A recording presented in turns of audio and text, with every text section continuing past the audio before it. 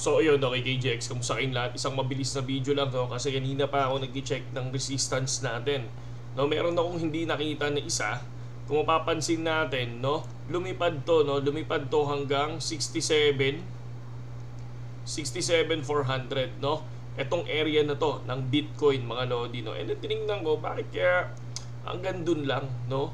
So nag-check ngayon ako, yung mga dati kong resistance, inangat ko ng konti to. So ayan, no. Kung mapapansin natin, dito sa area na to, sa una, no, itong 64,700, ito yung 1, ito yung resistance natin, no, itong area na to, 1, 2, 3, and then, nung na-break, lumipad, no, and then, kung may napansin pa ako dito sa area na to, na after ng 67, no, hindi pa pala 68, okay, hindi pa pala 68. After ng 67 natin, hindi pa pala yung 68 yung resistance. May napansin tayo dito, kung mapapansin nyo lang ha, itong area na to, itong 67, aangat ko siya dito. Iaangat natin yung 67 na yan, dito sa area na to. Yan. Okay. Or itong area na to na 67,500 mga idol. Ayan. So yung 67,500 na yan, yung nakikita ko na possible na resistance, not 67. Okay? So ayan, pero kung mapapansin nyo, kung pumasok naman kayo ng 67, di ba? Nag 67,400 na yan. So sure ball naman na nag-profit na kayo doon.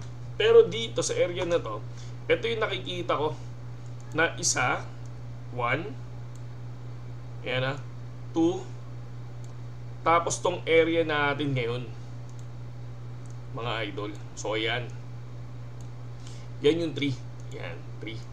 So tingnan natin kung possible ba na makuha to, gumalaw to bukas, umangat yan dyan. Kasi para sa akin, once na umangat yan dyan at nag-close yung candle dyan sa weekly candle, no, sa 67 pataas,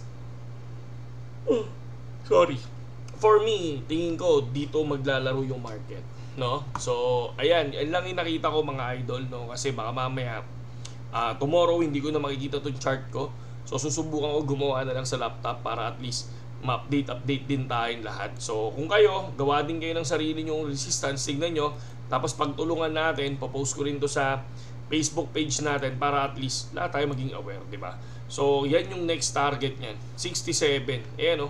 Kung mapapansin nyo, yung chart natin, eto siya, tong area na yan. 1, 2, 3.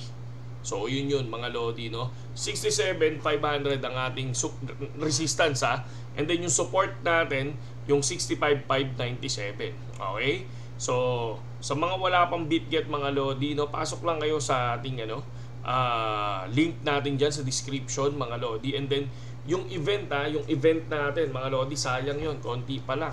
Nandiyan dyan yung step dun sa description natin. Kung gusto nyo sumali dun sa event, sayang yung 4,000 USDT na prize pool. Okay? Yun lang naman, no? Para at least makita nyo lang yung mismong nilalaman lang nung chart natin. Saludo.